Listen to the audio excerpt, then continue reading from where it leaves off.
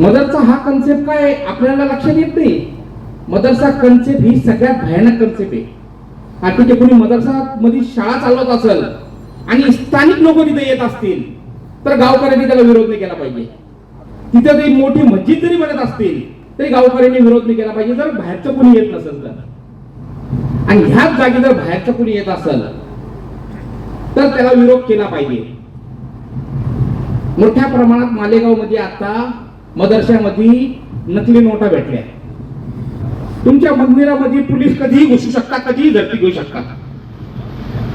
कारण हिंदूला वाटतं का सर्व लोक सुरक्षित राहावा. मंदिरात तुम्ही काही लपवलं असेल पोलीस घुसले आपल्याला त्याचा राग येत नाही.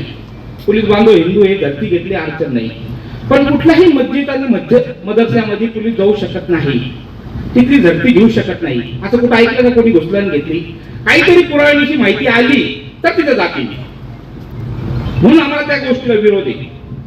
एकूण ह्या महाराष्ट्रामध्ये 36 जिल्ह्यामध्ये 358 तालुके आणि 358 तालुक्यामध्ये एकूण 500 मदरसे आणि प्रत्येक मदरशाला 10 लाख रुपये निधी सरकारकडून दिला जातो. त्याचा आम्ही विरोध करतोय. कारण हे निधी बंद केला पाहिजे. प्रत्येक 500 हा इलिगल आहे. त्याची ग्रामपंचायतीला नोंद नाही, त्याची परवानगीच नाही.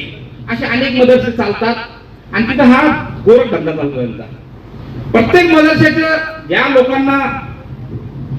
लोकांचा पुळका असेल त्यांनी याच्यात थोडं नीट जायचं आणि बघायचं. मदरशामध्ये शिकवणारा माणूस पोलीस स्टेशन मध्ये त्याचा एक तरी माणसाची डिटेल, आधार कार्ड, तो इथला नागरिक आहे का असा पुरावा आहे का हे आम्हाला प्रशासनाने सांगायचं. कुठलेच कागदपत्र पोलीस स्टेशनला जमा होत नाही. ग्रामपंचायतला कुठून बाहेरून माणूस येतोय तुमच्याकडे जमा होत नाही. म्हणून आमचा विरोध आहे. कारण ह्याच्यातूनच मोठ्या प्रमाणात धर्मांतर चालतं. आणि जर धर्मांतर थांबवायचं असेल तर आपल्या लोकांना जागृत राहावं लागेल.